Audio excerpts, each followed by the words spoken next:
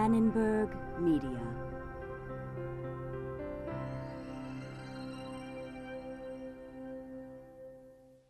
With additional support from Equicor Equitable HCA Corporation, the Good Listening Employee Benefits Company.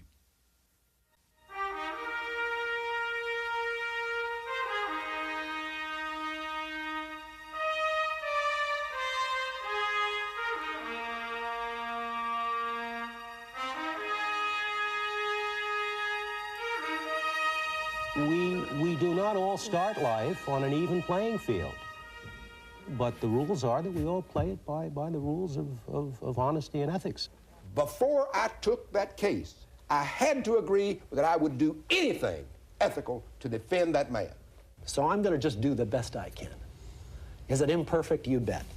Is it awful? Well, maybe so. Isn't there a point in a civilized society where one man has to be willing to step outside the system and say, no, I cannot do this because it's wrong? I think we're at that point, which is nice in the sense, ethically, where we don't have the rules to protect us. We have to agonize with ourselves and our conscience.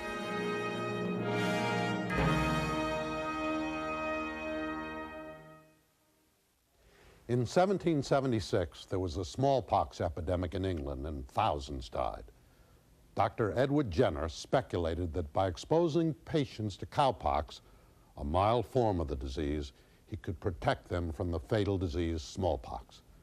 To prove his theory, Dr. Jenner, a real pioneer, inoculated a healthy 8-year-old boy, one James Phipps, with cowpox. And 6 weeks later, Jenner exposed Phipps to the deadly smallpox virus. The boy remained healthy. Jenner had indeed discovered the vaccine for smallpox, and in the 200 years since, millions and millions of lives have been saved. Of course, first Jenner had to make a young boy serve as guinea pig for the rest of us.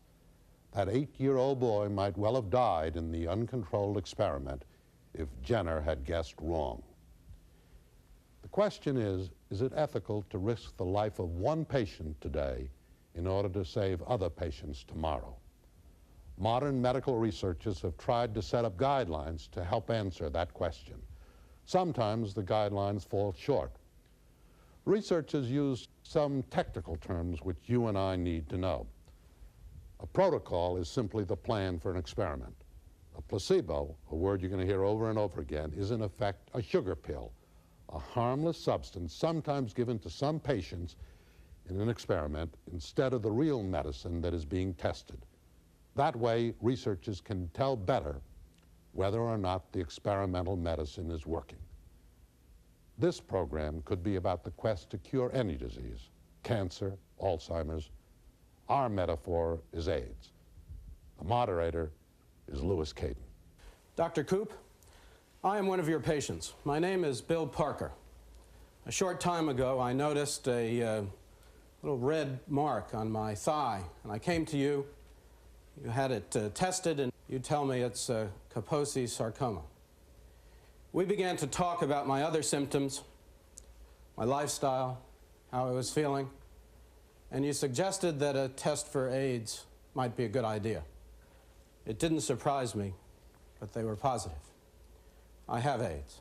It turns out that this is a new and powerful strain of AIDS, not responding, as far as anyone knows, to any treatment, AZT or anything else.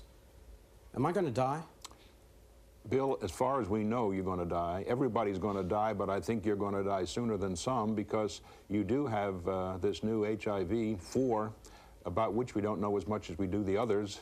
It is very virulent, and we don't have a thing to do for you except to treat you symptomatically. We'll do the best we can. Suppose it turns out that Dr. DeVita over at the National Disease Institute has just started a test of a new therapy, a new drug. It's called HOPE, HOPE. You going to call up Dr. DeVita? I sure am. I've got a patient in the office. He's got Kaposi's, no question about it. He's antibody positive for HIV-4. I know you're trying this HOPE. Do you think he fits the protocol? We would agree to see the patient, and if the patient fit the protocol and wanted to join, we would allow the patient to come on and study. Dr. DeVita, you agree to see me? What do you want to know? Well, I have to explain what the experiment's all about. For example, did you understand that we really are, you may be the first or the second patient that's going on this drug. Do you really understand that we really don't know the effect of this drug? Let's assume that you've picked most of the subjects, and the question is, what do you need to know about me at this point? You only have a spot or two left. I really only need to know about your physical illness in terms of your eligibility for the protocol. I fit the protocol. And your understanding of the protocol. I don't need to get any more involved in that. Well, now let's suppose that Paul Duncan, who's eager to get into this test, Mr. Califano, was in fact a messenger in your office in the government years ago. You liked him then, you happened to know him, but he comes to see you now, and he says, my luck's really gone bad. Out of work, out of money, has AIDS, trying to get into this test. Will you help me? Sure. Will you call up Dr. DeVita for me? Call up probably Dr. DeVita because I happen to know him, but I'd call up the secretary of HHS if I knew him. I'd call up somebody. You used to be the secretary. I received many calls from senators or congressmen to get people into one or another program. And would you call the program director? I would call the program director. Go ahead.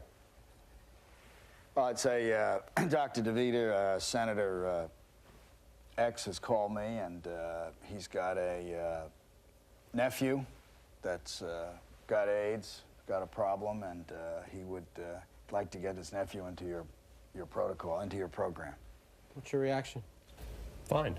We don't discriminate against people with influence, and well, if there is an eligible patient, we'll take the patient. But even though your program is full, I'd like you to make an extra slot for him. Well, the end point of these protocols is really not that sharp, so we might take an extra case under those circumstances. You might take an extra case if Secretary Califano called? Does it matter to you that the Secretary is calling? It would depend on whether Hope had another drug, Son of Hope, that we were studying at the same time. In other words, we have another protocol. If we didn't have a protocol, we might go longer on this particular protocol.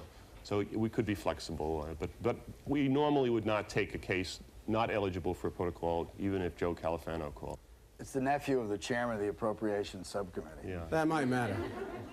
The secretary, if Mr. Califano was still Secretary Califano, would make a difference. It'd make a difference. Yes. Now, it doesn't happen that often, but it would make a difference. Mr. Califano, no question you'd make that call for Paul. No question, but that I'd make that call. Justice Scalia, did you make the call for a nephew? Sure. No question. No question. Ms. Goodman, suppose you're the editor of the local paper. Would you make the call? I probably would, uncomfortably. Why uncomfortably? Because you know that you're jumping ahead, or you're trying to use your own influence. You know there might be some chits that are out when you do that. But the primacy of the sick nephew would take precedence, even though I'd be uncomfortable with it. And the degree of comfort might depend on the nature of the relationship? It would depend on the, it would, in how you feel about it, it would. If, moving along the continuum from a reader to a nephew, I'd be much more, I'd make the call for the nephew, and I wouldn't make the call for the reader directly, although I might assign one of my reporters to do a story about this person in the community who needs to be a part of the protocol. Mm-hmm. Dr. Oldham, if you were the director of the test, matter who calls you? I don't think there's any question that at the National Disease Center Institute that political influence plays a role in entering patients on protocol. What's the frequency? I don't know. What are the number of calls? When I was there, they were frequent. They're real, they have influence, and they're part of the political system of research in this country. Justice Scalia? I think a qualification has to be made. Maybe my response to your question earlier was too quick and too unqualified. I'm assuming that, that the Institute does not have a case currently pending before my court.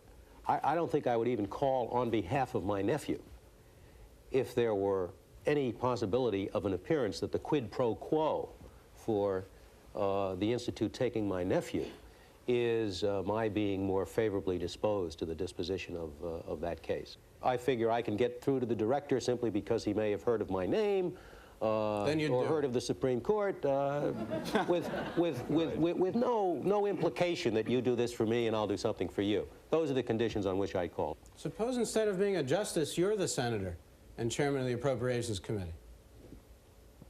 Now, there's no question you've got a lot of control over that budget. I suppose I would. I don't think there are the same barriers between senator and justice. Well, politics is to some extent the trading off of favors. Justice isn't. Mr. Califano? It's more than politics. I mean, we shouldn't spit out the word politics as though it's a dirty word. I mean, part of living day to day in this world and moving forward on a lot of things is when somebody like the chairman of the Appropriations Committee calls to take care of him if it's not an illegitimate or request. The senator or the congressman.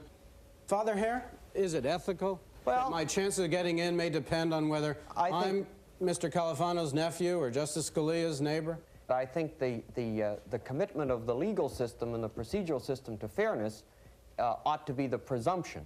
In a sense, I'd be like Miss Goodman. I'd be somewhat hesitant about the call, but I think I'd make the call. But you think you'd make it? I'd make the call for a relative. Second point, though. After I've made the call, then the next step comes. After I've made the call, then the question becomes, how much leverage do you want to exercise beyond the call? I think that can get a little bit stickier. I think the chairman of the Appropriations Committee can make the call. The answer comes back, the program's filled, we just don't have anything, we can't do anything.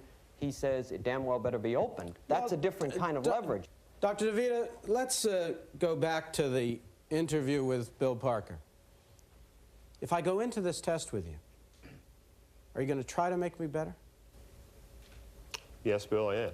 I think that we wouldn't have taken this drug as far as we have if we didn't have some expectation that it would be helpful, and we'll try to help you.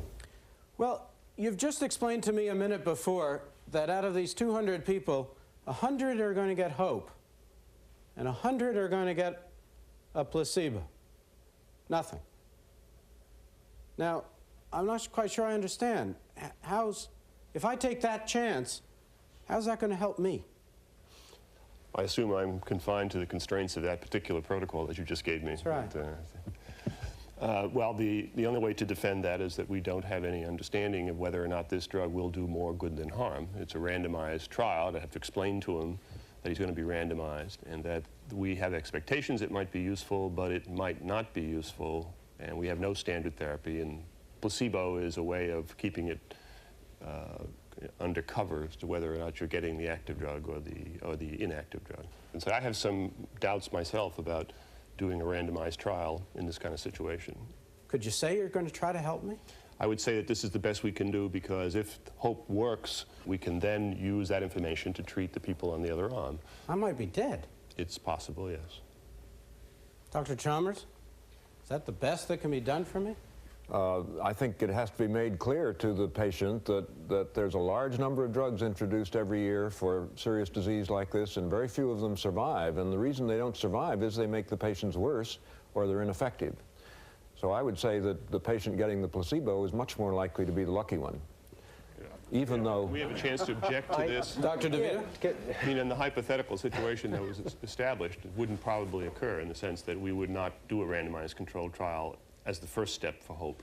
So that's where I think you're wrong. Well, I think you're wrong, and I think that the fact is that most patients are not harmed. Many are not benefited by the new drug, or at least it turns out to be superseded by another drug. So I think that's not quite an accurate statement, but there is an ethical consideration as to whether you should randomize to a brand new drug. I personally don't think we should. My concern is, Dr. Young, is if this is a random 50% placebo, 50% HOPE test, what's the ethics of that situation?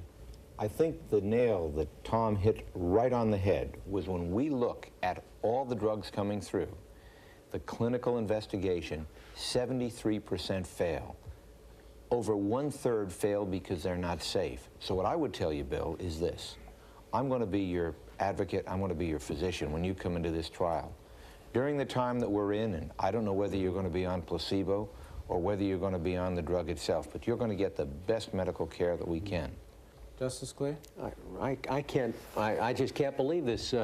What percentage of placebos fail? I mean, if 75% of everything else fails and 100% of placebos fail, I want the 75.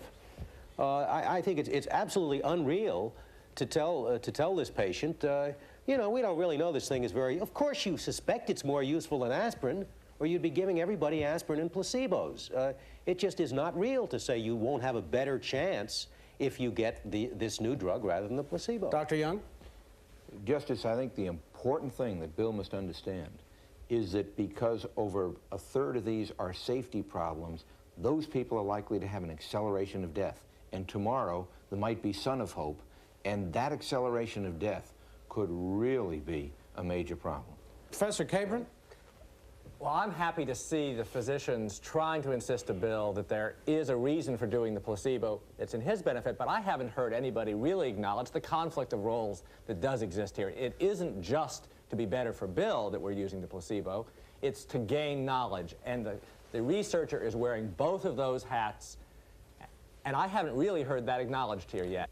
Dr. Relman? Dr. DeVita pointed out something very important. A randomized controlled trial with placebo as one arm is not justified for a deadly disease if you're sure that you could tell the effect of a new drug without a placebo. Mm-hmm. In other words, if you had a disease that was inevitably and rapidly fatal, and you knew that any change in that rapidly fatal course would be an effect of the drug, Dr. DeVita and his colleagues probably would not suggest a randomized. They should give everybody this Yeah, drug. because it'd be very clear. If before 95% or 100% died in a month or 2 months, and now without a placebo, 20% died or 40% died, it would be very clear, and I don't think it would be ethical if they felt they could find the answer to their question without a placebo. Well, But suppose instead of the placebo, they have designed the protocol to use AZT, to use an existing drug that has some benefit, not clear how much, on this strain. Yeah. Half the people get AZT, half the people get HOPE. Yeah. Well, I think that's is the conflict changed? If there's reason to believe that AZT would be helpful against HIV-4. Some help. It's not clear how much. Yeah. Why is that different than the placebo? Well, because placebo doesn't kill you, and the new drug might. That's a big difference. And we haven't tested this new drug in humans yet. And for all we know, their livers may all turn yellow and they may die in 2 weeks, or they may go blind, or their kidneys may stop functioning. Something you can't tell from a test tube, and you can't always tell from animal experimentation. It's a real risk. Dr. DeVita, let's go back to our interview. I take it I have to agree to go into this program. Yes. We have this conversation. You tell me about all the choices and the risks. And as you tell me that, I'm jumping up and down. This is the only hope for me. And I keep interrupting you and asking you, where do I sign? What do I have to do? Well, I have to keep reminding you that you may not get hope, that you're going to get the placebo. I understand that, but if I don't go in, I can't get hope. Right, I just want to sign. I just want to sign. Give it to you and sign. So here's the informed consent form, which explains in page after page after page. I know there are a lot of forms. Just tell me where to put my name. Sign it right here. No problem. Professor Capron? Well, I think we have an illustration of the conflict of the meaning on the word autonomy. The whole idea of signing the consent form is making the choice, but we have some hope that the protocol expert here is going to take time to say, I think we need some psychological understanding of what's going on here, some absorbing of the information. Let's talk further. We're not going to start you today in any case. I want to give you some information to go home with. I want to talk to you again tomorrow. This is the kind of thing where you may be making a decision that you don't fully understand yet. And the test director is going to tell me that? Well, I would go home, calm down. I would hope he would. He seemed rather eager to give you the form to sign. But I hope that wasn't part of that conflict of wanting to get his research. What's the problem? Well, the problem is this notion, we talk about choice, autonomy. That's why we have informed consent. Informed consent, and that's why we have this. But sometimes a person is going to not be in a position to make that kind of choice. And in ordinary life, we would say to a friend, wait a second, I think you need to hear this information. Justice Scalia, can somebody in Bill's state make a consent that reasonable people would view as informed? I think so. If you're dying and this is your last chance, it is inevitable that you'll take that last chance. That's not true. I don't know why that makes it an uninformed choice. If all you're saying is that because you're dying and because it seems to you that there are no other options, you're bound, of course, to sign the form. The question is, that just means it's a good choice. Should the system require more of a pause? Of course, there should be, and I'm sure for serious decisions such as this, there must be adequate deliberation. But the mere fact that the individual is under a lot of pressure to make the choice one way or another by the circumstances, it doesn't seem to me to establish that the choice is coerced, unfair, or uninformed. Mr. Califano?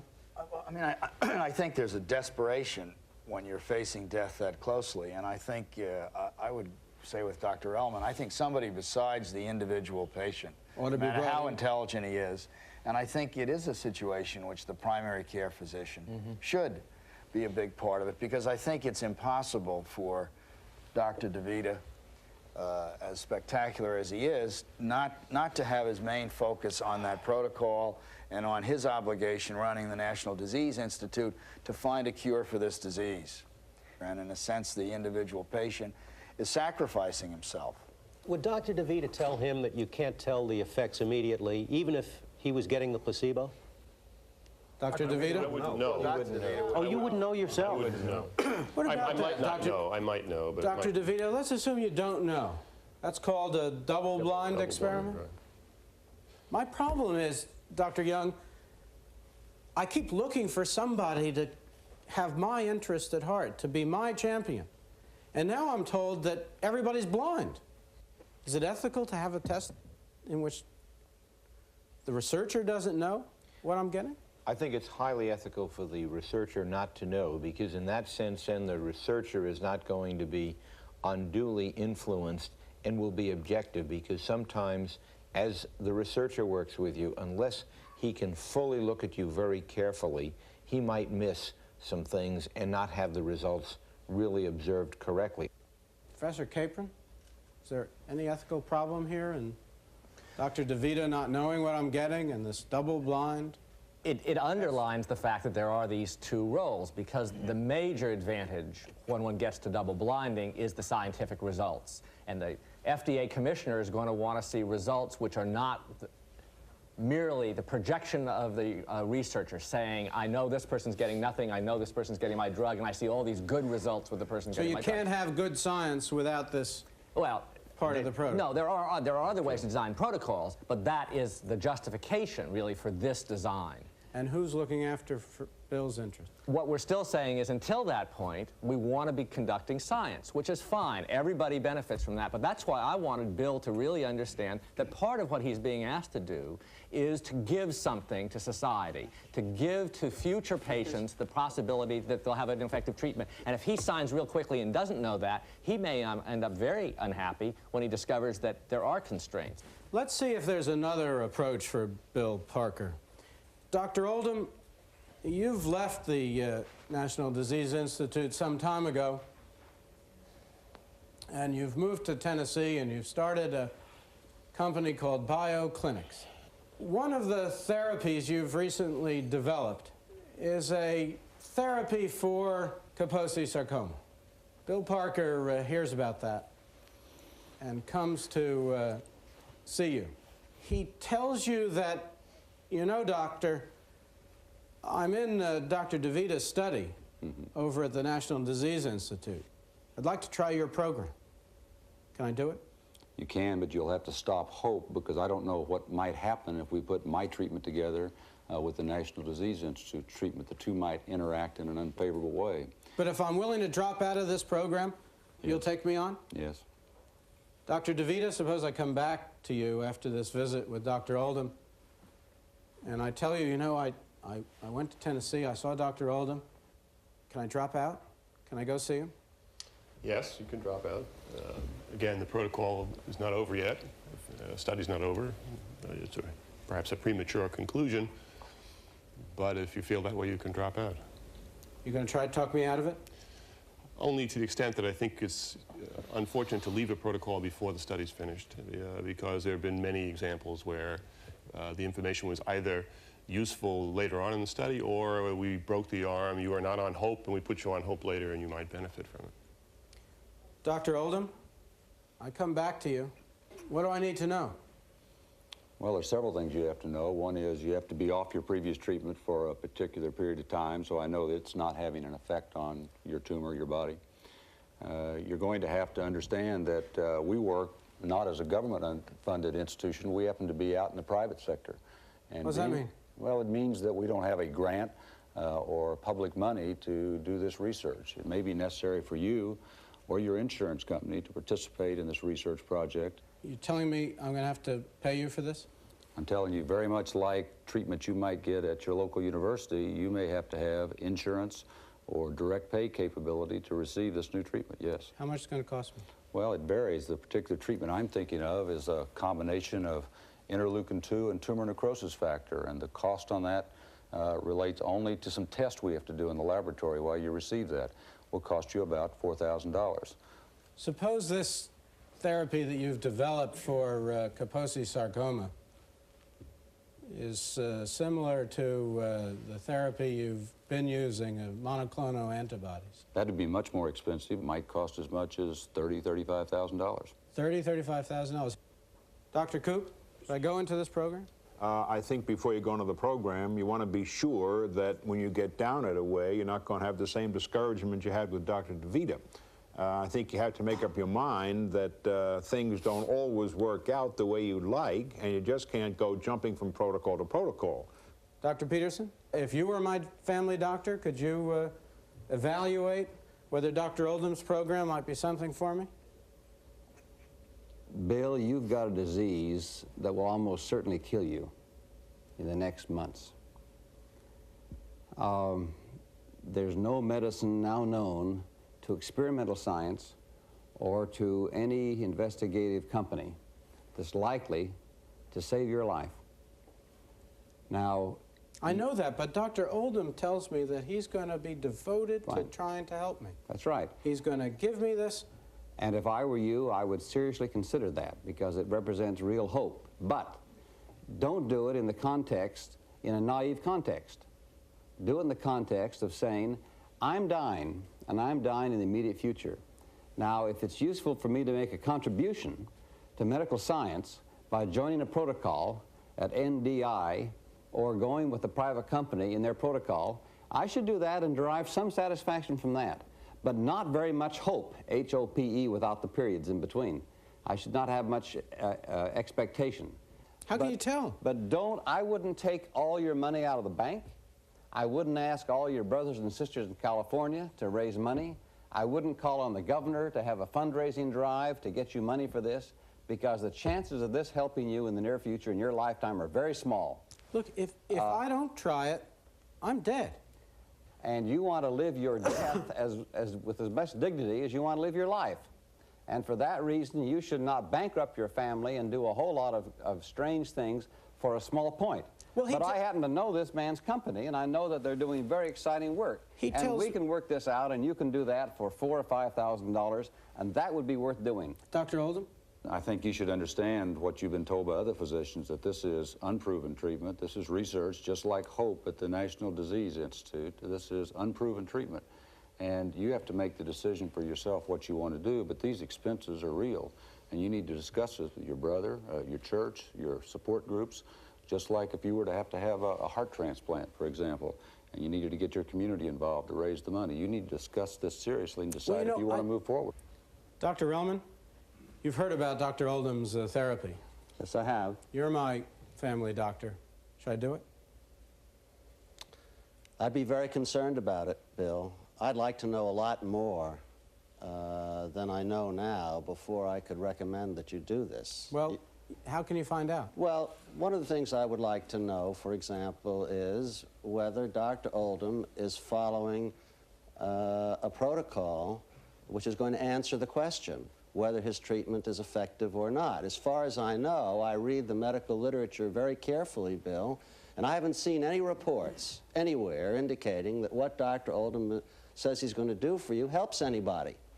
We're talking about the ethics of responsible research. When you use a new drug or a new treatment, the safety of which, as well as the effectiveness is not known, the ethical justification for doing it is that it's going to be administered in a way that you're going to find out. It's going to tell you the answer as quickly and as safely as possible, whether it's any good, whether it's dangerous or not. And then if there's no other treatment for a bad disease, it's perfectly justifiable to do it. So I would like to know from Dr. Oldham whether he is going to follow the same rigorous, controlled, appropriately controlled protocol, which will be open to public scrutiny as any other protocol would, being followed at the NDI, which would, within a finite period of time, give us an answer. Dr. Oldham? Well, the last studies we did were in other diseases, Bill, and we did publish them. We published them in a small journal in Boston, the New England Medical Journal, and we felt like those results were well received. But not about this treatment, Dr. Oldham. This is a new treatment. This is a new treatment. We're going to proceed along the same lines. This is not a randomized trial. I don't believe in this kind of serious disease you should receive a placebo. I believe you should receive whatever I believe to be the best shot for you as a potential treatment. And that's what we'll give you. It's called an open study. And if after treating 20 or 30 patients, we see the effects of those treatments and shrinkage of your capacities, then we'll report that in the medical literature and decide how to go from there. Dr. Oldham? Dr. Oldham, how many patients have you treated with this new therapy so far, and how many reports on this have you published in the medical literature so I can tell whether it looks promising or not? I wish I could help you, doctor, but I can't because this patient happens to be the first patient that's come to me, and this new treatment I just developed last week. Well, do we make any distinctions here? I mean, nobody has yet made a distinction between a for-profit research, which is charging the patient a considerable amount of money in order to finish research for which they will then, I assume, make a drug which they will then make a lot of money off of, or a research, a publicly funded research, which doesn't have the profit motive. And does anybody make some kind of a distinction? Dr. Relman, is that a distinction? I think it's a terribly important distinction. Why? But I would be happy to answer that question, but I would just like to elaborate one more point concerning the previous issue. Dr. Oldham now tells us that the treatment, quotes, unquote, the treatment or the experimental treatment that he proposes to give to my patient and charge $30,000 for, he's never given to anybody else before. He doesn't know whether it's going to work or not. I would have very serious doubts in my mind whether I could in good conscience tell my patient to take this treatment when there's no evidence by Dr. Oldham's statement that it's going to work. Then add to that the fact that I know that Dr. Oldham is the officer of an investor-owned company. Well, why does that matter? Because their financial interests and their financial future depends on their persuading patients like my Bill Parker to take this unproven treatment of unknown safety and unknown value at a time when they're scared to death, they're desperately seeking for something, and it awakens memories in my mind of snake oil salesmen who used to go around doing this sort of thing with unproven, untested remedies, saying, trust me, it'll work. I know it'll work. Just give me your money.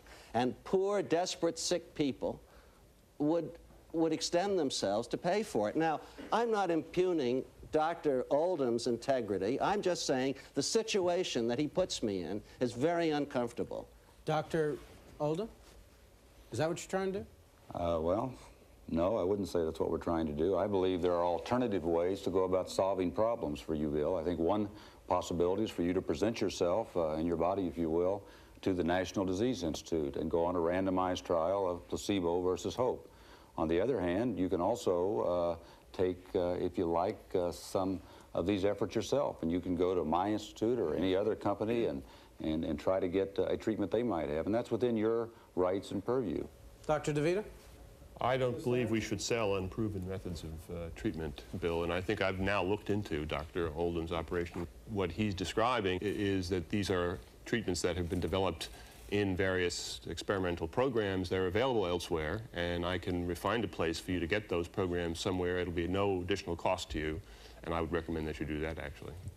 Dr. Young, does the fact that this is a profit-making company play a role in evaluating the merits of the therapy Dr. Oldham has created? No, I don't think you make the cut on whether it's a profit-making company or not. But the critical thing is your estimate of whether or not you're going to get some benefit of this. My problem is I talk to all these people and they all tell me essentially they don't know. Bill, the terrible problem that you have here is that that's right where the state of the art is today. I wish that I had a cure. I can't help you in giving you a guarantee. But he's got something. It'll cost me $35,000, but maybe it'll do some good. Why shouldn't I just go and try it? He's got something that he thinks may help you. I'd go back to Dr. Koop. He's your family friend. He's taken care of you all these years. Ask him for his unbiased judgment, because he's the one that has no vested interest in the trial. Dr. Koop? He's only concerned with you. Are you affected by the fact that it's so expensive? No, I don't think, I just don't want to see you disappointed, and I can understand the desperation of people in your situation with a fatal diagnosis, no cure on the horizon that anybody has any faith in, and you get this desperate feeling that you've got to do something.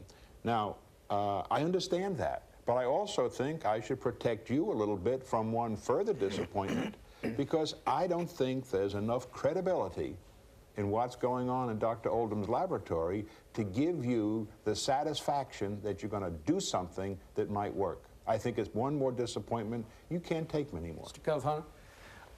If we assume just for a moment that there is as much credibility in what Dr. Oldham is doing, medical credibility, the fact that it's for profit, it seems to me, shouldn't matter. Shouldn't matter. Pharmaceutical companies every day are operating at a profit and testing drugs and have brought upon us a tremendous number of miracles. In a medical system in which there's so much doubt, my God, if you talk about AIDS, you want every opportunity you can to try and find the cure for AIDS. And universities, in their own ways, you may not call it profit, but they hire people, they bring in people, they want them to be superstars, they want to get lots of research bucks. That's profit for the university, helps pay their overhead. Does it make sense to talk as though there's a clear line between ordinary medical treatment and, on the one hand, and experimentation on the other? It seems to me it's always the case when you go to the doctor with a vague pain in your side. The doctor may try on that various techniques and various medicines that have been useful in other contexts, but until he knows for sure what's causing the pain, what is going on is a sort of experimentation. And in that circumstance, why shouldn't I pay for the experiment? That's right. It seems to me that all we're talking about is the likelihood that he's right about his guess that this may do you some good. Just as in any medical treatment, all we're talking about is the likelihood that the doctor has guessed right about what's causing the pain in your side. The whole question comes down to, what is the medical basis for his guess? Dr. Relman? I'm afraid the analogy that Justice Scalia drew is not a very good one. Of course, there's a good deal of uncertainty in the practice of medicine, and many things that responsible physicians do in the face of inadequate information will have uncertain consequences. But what the physician does in the face of uncertainty is pretty well established and pretty well agreed on to be the best thing to do under the circumstances. It's clearly advancing the patient's welfare as best you know how, and clearly calculated not to do harm. In this circumstance, what Dr. Oldham is proposing to has never been done before. Whereas if you come to me with a pain in your side of uncertain etiology, I've dealt with that a lot of times before, Justice Scalia. I may not know in a particular case what the pain is due to, but I know how to find out. So I take steps to find out. Big difference in degree. I agree with that. Well, that's it. I mean, that's what we're talking about. It isn't just a question of uncertainty and profit, because after all, we know there's huge variations on what physicians do when faced with a diagnosis. There can be 7- and 10-fold differences. And you don't say that the doctors who are doing it more frequently are selling snake oil. You say it's medical judgment. The only reason, Bud, the only reason that medical research isn't paid for by the patients is that it's paid for by the government and by research foundations. Or by the people who stand to profit by it, namely the drug companies. And the reason there is some sense that either you're giving the benefit to the drug company, or you're giving the benefit to science, and collectively we call this a public good. Right. But there's nothing written in stone that says that the individual who wants to pay for it is put in an absolutely unacceptable position with the physician. I agree with Justice Scalia. It's a question, is this going to be good science? You may have doubts about any particular protocol, but the profit motive compared to all sorts of other motives that drive people, that drive scientists and nonprofit institutions who have their eye on the prize. Just a second. I want to find out from Dr. Oldham. You've been a researcher in the Institute, and you've been a researcher at bioclinics. Right. Is there a difference in your approach? Not really. I think the things we do involve the same kinds of scientists, the same kinds of equipment, the same thought processes. We use protocols. We have institutional review boards. I don't see that there's a difference in the conduct of science. There is a different mechanism for funding the science. Instead of taking a grant from the government, we receive money from investors. We raise money from investors, and a partnership between the investor and the patient with the insurance company funding is a little different. If you don't get Bill Parker or others like him into this program, yes, and you don't collect those $35,000 checks, right, you're not going to have as easy a time the next time around in raising investor money. You're absolutely right. And if when I was at the National Disease Institute, if I were to write a protocol and nobody came to be a part of that protocol, I also wouldn't go from associate to a full professor in that circumstance. What would happen was my superior would say, Bob, you are really not a very smart scientist writing such protocols, and no patients came in. Dr. Marks? I think that central to the issue on clinical trials is quality control. And I think a great concern has to be that in a situation like a for-private corporation, you are removing from the established quality control mechanisms the overview of the potential efficacy of these clinical trials. That is a basic concern. Now, there are mechanisms to be reassured about it. But Justice Scalia, what I submit... But does it make any difference in that regard, whether it's profit-making, with investors behind it, or the government behind it? It might. It doesn't have to, but it might. There are highly ethical pharmaceutical companies that go to great lengths to establish quality control, and they see it as in their best business interest. That's the central issue, I think, here. And the central issue as to whether an open protocol is of value with these drugs is something that has to be examined, and examined, like you said, who do I turn to give me an answer? Nobody knows. One of the reasons we don't know is because there is an inadequate quality control mechanism built into this approach today. Justice Scalia? It seems to me the bottom line for Bill, in every case, is simply going to be how much medical reason is there to believe that this procedure, whoever is supplying it, a private company or not, is going to help whatever's wrong with it. Okay, let's draw a curtain on Bill Parker for the moment and turn to another problem. Dr. DeVita, hope didn't work. You're back in the laboratory, and you've made what you are beginning to think may be the most important breakthrough of your career. A killed virus vaccine against AIDS. You're still at a stage where you're not completely sure. You're working very hard on it because in your own mind, in the privacy of your own mind, you think this may be it. This is what you've worked for all your life. You get a call one day from a colleague at rival university, Frank Smith. He's been working in the same area, probably not making as much progress as you. And he says, you know, Dr. DeVita, I've been working on this. It looked promising. I've run into some roadblocks.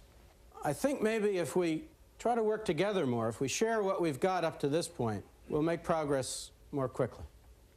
If I think we can gain something by collaborating, I'll collaborate. Gain is both sides. Sounds from what he's telling you that he's not as far along as you are.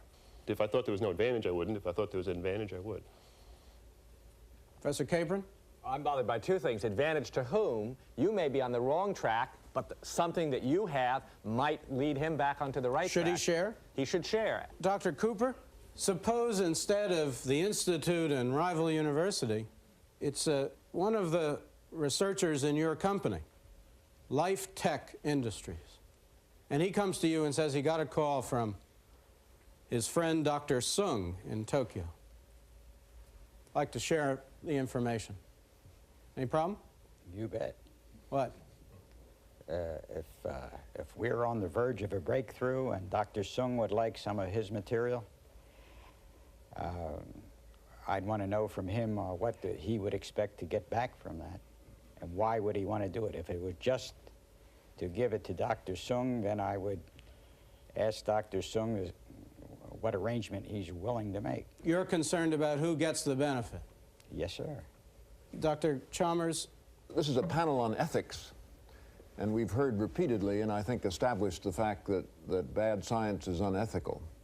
And good science requires free communication, free, frequent, complete, detailed communication. So to the extent that we are forced by economic circumstances to cut back on that free communication, we cut back on the quality of the science and therefore on the ethics of the effort we're all making.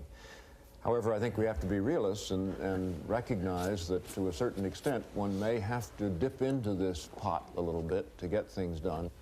Let's go back to our vaccine for a moment.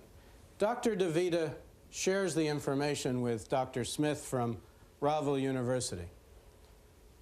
Dr. DeVita has made tremendous progress, and he's in the process of writing it up for publication in a professional journal. Dr. Smith has some different ideas, though, Ms. Goodman, and he calls you up and says, I think we're on the verge of an AIDS vaccine. And it's going to come out in the professional journals eventually, but I can give it to you now. Interested in the story? I'm very interested in hearing the story. From Dr. Smith? I'm interested in hearing it from Dr. Smith. Presumably, I know Dr. Smith and he's a reputable. Well, he's a researcher at Rival University. Suppose he tells you, though, or you find out, that the fact is that most of this work, 90% of it really, has been done by Dr. DeVita. Did you write it? You mean without speaking to Dr. DeVita? Do you want to speak to him? Oh, absolutely. Go ahead. Dr. DeVita, we got a call the other day from a colleague of yours, and I imagine a competitor of yours as well. And he says he's on the verge of a breakthrough of the AIDS vaccine, and a lot of his work is connected to your work. Could I come and talk with you about your work? Yes, I'll be glad. I can talk to her on the phone, but I'll be happy to talk to you in person if you want. You prepared to lay it out for her? No. I'm prepared to discuss that we're doing work in that area and collaborating with Dr. Smith at Rival University, and that the results are very preliminary and too preliminary to really go into any detail for Suppose, public. in fact, that you've got it all written up. You finished the article, you submitted it to Dr. Relman at the New England Journal of Medicine. It's going to be published in a year or two. About a month. No, he's ready to move it right along. Sorry, bud. It's in the final editing stages, and it'll be out in a month or two.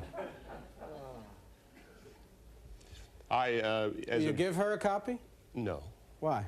Well, because I think it's better to have this kind of information. Presumably, it's the kind of information that needs to be digested by the medical community. And I prefer to have the paper published in the scientific journal first, rather than to release it and have people misinterpret the information. The public will misinterpret it. And I feel that... Are you suggesting that I would miswrite this? No, but I think that the public is not in position to really understand all the nuances, nor will your editor probably give you enough space to cover the material sufficiently, nor will any scientist peer review your article. I never asked Ms. Goodman to give me her copy so I can see it.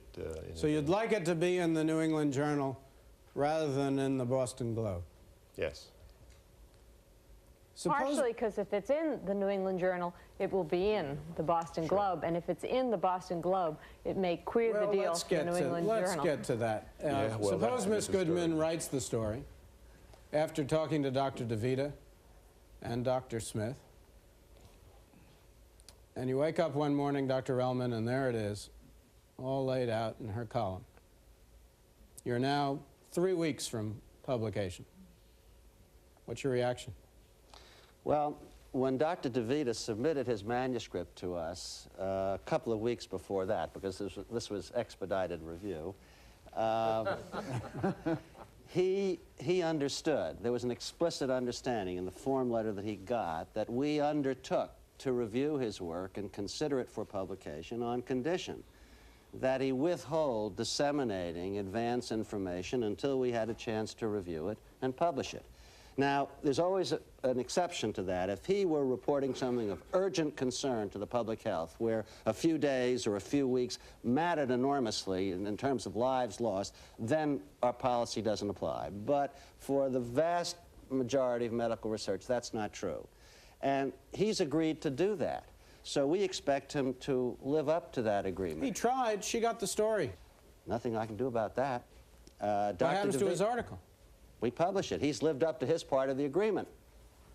Suppose instead he says, Ms. Goodman came to see me. She didn't tell me how she got this, but she had the gist of it. She asked me a few questions. I wanted to make sure she didn't get it wrong, so I talked to her. Bad judgment, Vince. I'm not sure I would pull the article. I might. Why?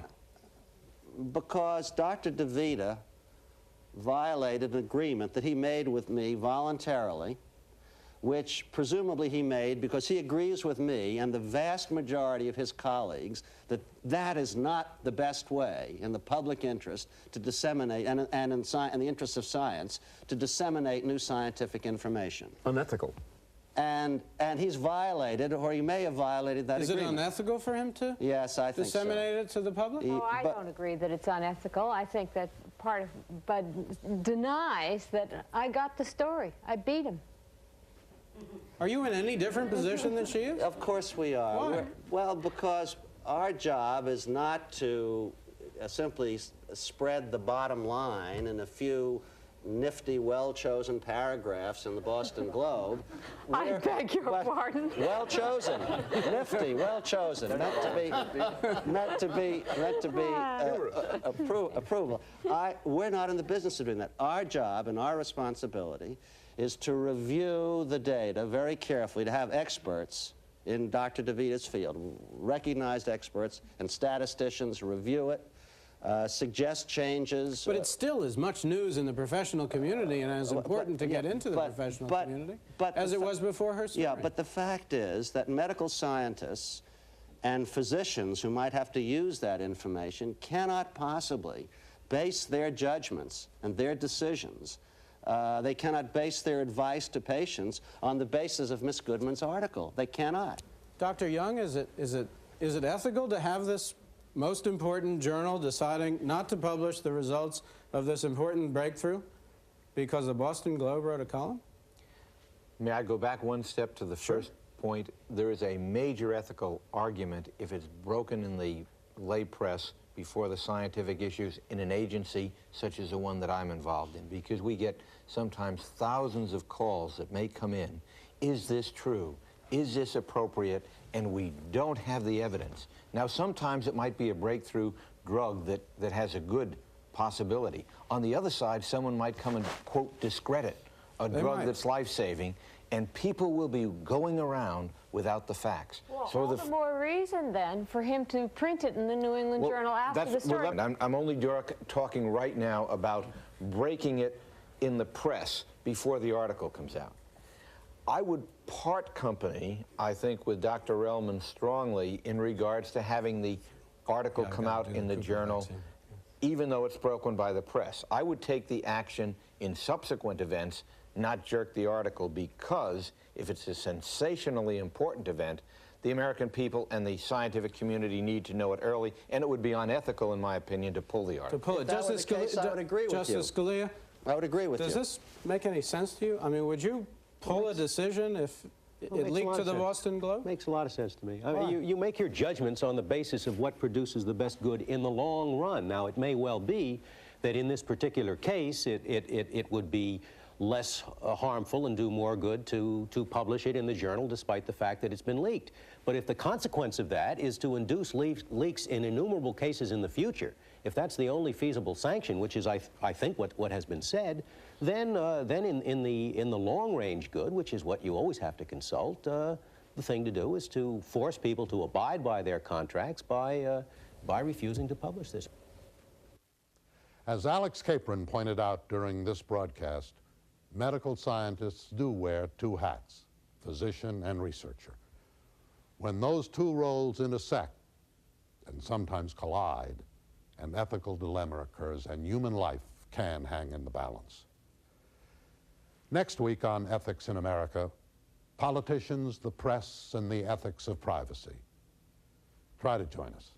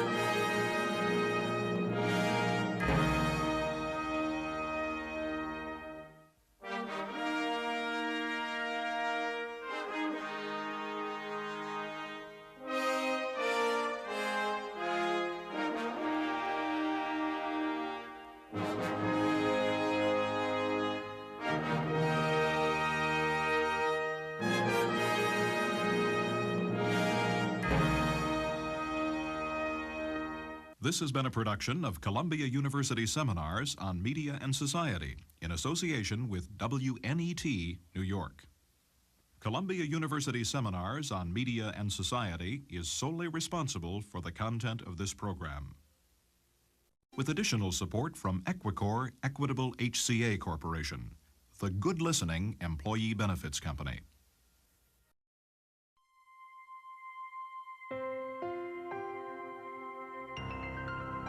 Annenberg Media.